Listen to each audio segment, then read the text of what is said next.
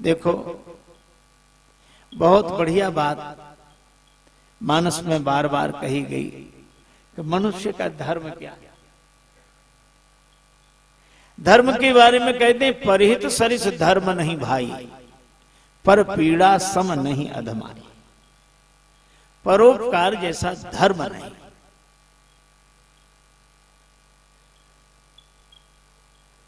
अब रामचरितमानस में एक घटना दिखाई देती है, लीला है।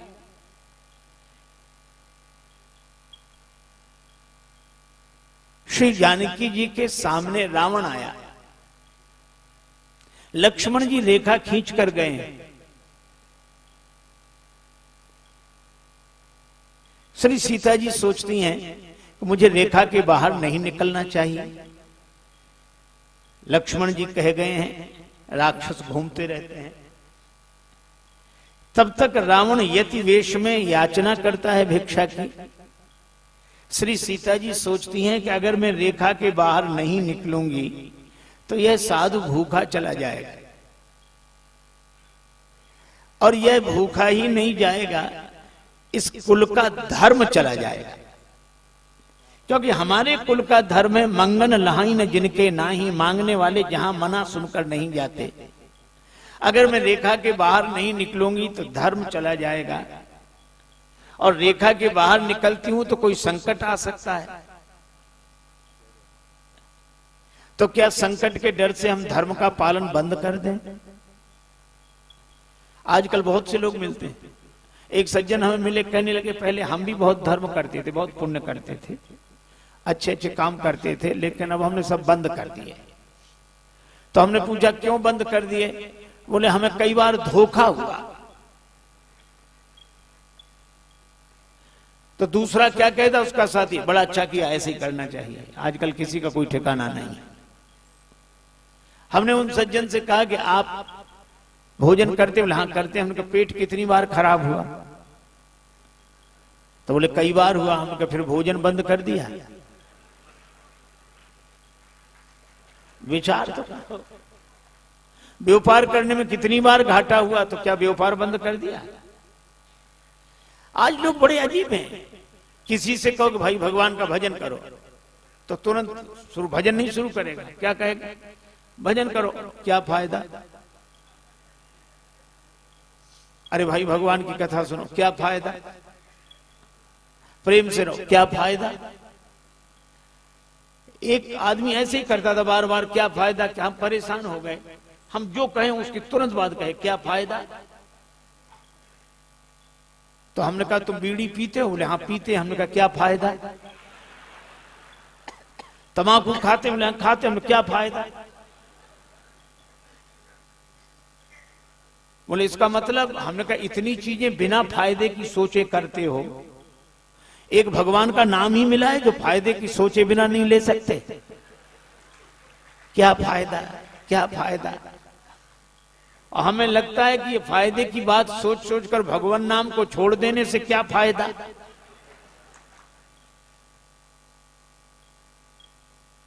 श्री सीता जी ने कहा कि मैं बाहर जाऊंगी, धर्म का पालन करूंगी।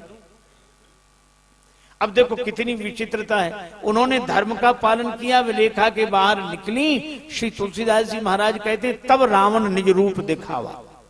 रावण ने बड़ा भयंकर रूप दिखाया। श्री सीता जी से किसी ने कहा कि अब संकट आ गया। श्री सीता जी ने कहा संकट आ गया है, मैं भगवान का स्मरण कर रही हूं, तो अब आपकी रक्षा कौन करेगा? यहां राम जी नहीं है, श्री लक्ष्मण जी नहीं है, अब आपकी रक्षा कौन करेगा? सीता जी ने कहा कि मेरी रक्षा होगी। का कौन करेगा आपकी रक्षा? श्री सीता जी ने कहा कि यदि मैंने धर्म की रक्षा की है तो धर्म मेरी रक्षा करेगा। धर्मो रक्षति रक्षितः। जो धर्म की रक्षा करता है, धर्म उसकी रक्षा करता है। मेरी रक्षा होगी।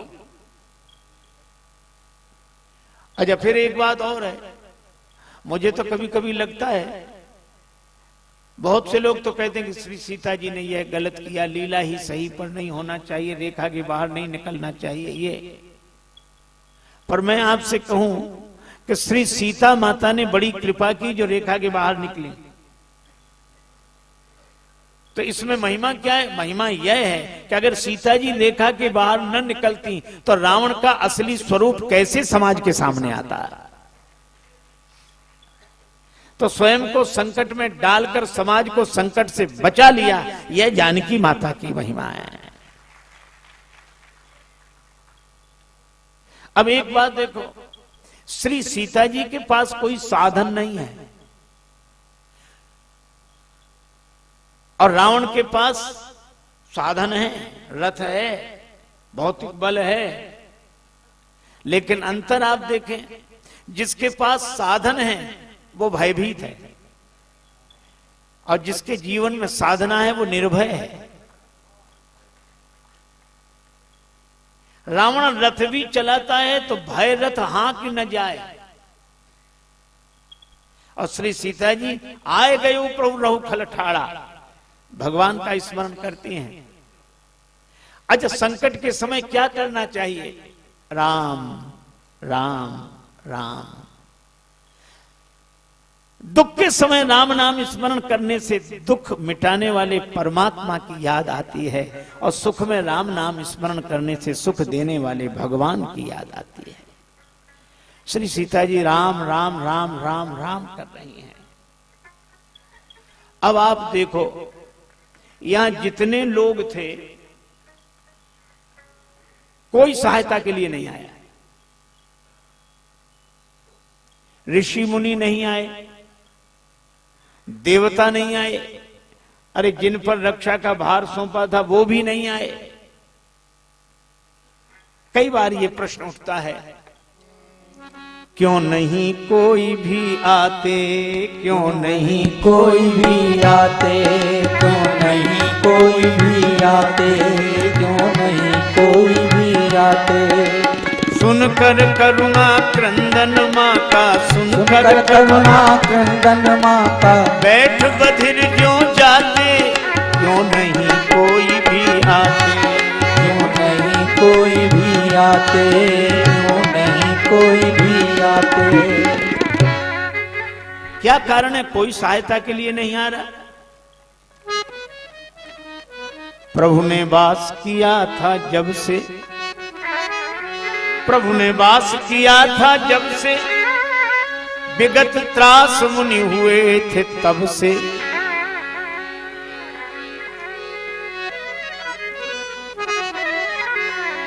आ, आ, आ, आ,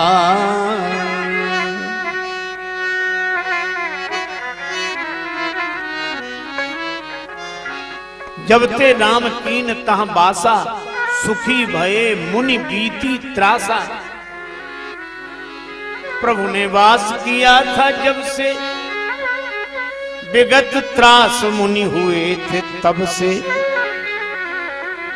जिनका त्रास हरावे भी नहीं विपत्ति में हाथ बटाते, क्यों नहीं कोई भी आते, क्यों नहीं कोई भी आते, क्यों नहीं कोई भी आते, ओ कोई भी आते, क्यों नहीं कोई भी आते, क्यों नहीं कोई भी आते।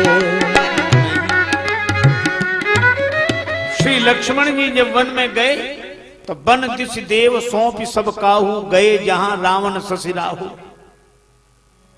जब प्रभु ढिंग सौमित्र गए थे, दिशि देवों को सौंप गए थे।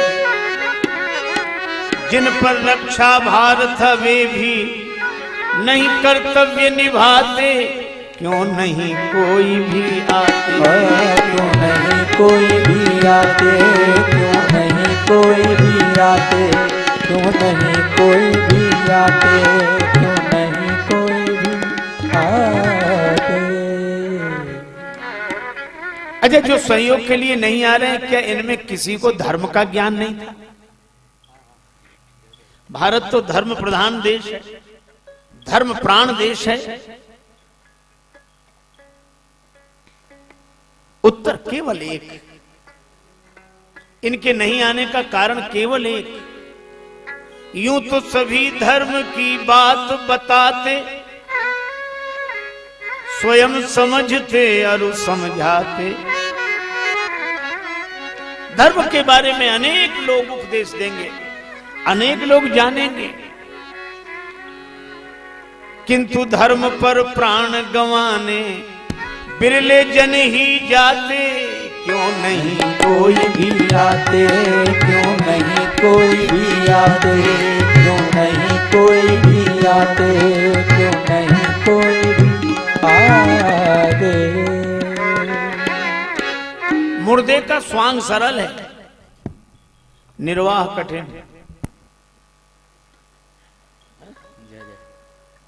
एक नाटक में कोई अभिनय कर रहा था, उसको मरना था, सो ऐसे मरा, धम्म से गिरा, और बड़ा स्वाभाविक अभिनय, दर्शक झूम गए, और दर्शक बोले वाह वाह वंस मोर। फिर दोबारा खड़ा हो गया, फिर मर गया। स्वांग करना आसान है, निर्वाह कठिन। सचमुच धर्म के पथ पर चलने वाले तो एक मिले जटायु जी। धर्म के बारे में जानने वाले अनेक थे। स्वयं श्री सीता माता का हरण करने वाला भी धर्मज्ञ था, धर्म ग्रंथों का ज्ञान था उसे। और जटायु जी को तो कोई ज्ञान नहीं। गीध अधम खग आम को भोगी, पक्षियों में भी अधम पक्षी, मांसाहारी पक्षी। कोई नहीं बोला, जटायु जी बोले। और रावण से ये नहीं कहा कि श्रीमान दशानंद जी खड़े रहो, या आदरणीय लंकेश जी कहां जा रहे हो, पूजनीय रावण जी ना। वही कहा जो चोर से कहना चाहिए, रे रे दुष्ट ठाण कि न हो, अरे दुष्ट खड़ा रहे, मुझे नहीं जानता। अब रावण ने पहली बार दुष्ट सुना था, उसकी तो लोग रोज स्तुति करते थे। रावण ने कहा मुझे दुष्ट कौन कह रहा है। समझा शायद भगवान विष्णु आ रहे हो, मैनाक पर्वत हो।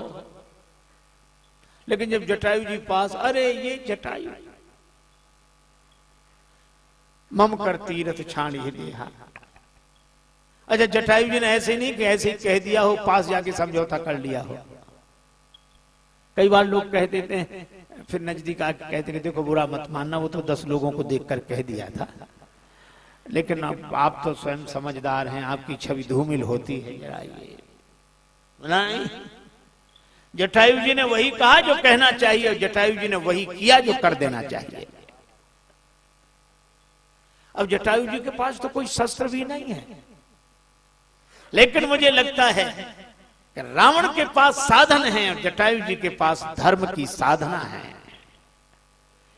कैसे सन्मुख हुए जटायु जबकि शत्रु सबल था, क्योंकि आत्मबल गृद्धराज के जीवन में भी प्रबल था। ये मनोबल था, आत्मबल था। कितना बढ़िया शस्त्र, धनुष हो तो बाण चढ़ाना पड़े, तलवार हो तो म्यान में से निकालनी पड़े, चोंच तो हमेशा तैयार। शुरू चोंचन मारी बिदारिश देही। और रावण कहां कहां बचावे, एक ही क्षण के लिए सही, लेकिन रावण पराजित हुआ, जटायु जी विजयी हुए। दंड एक भई मूर्छा ते ही, प्रकृति के प्राणियों की त्यागियों से प्रीत होती है, और जिनका चरित्र है उज्जवल उन्हीं की जीत होती है।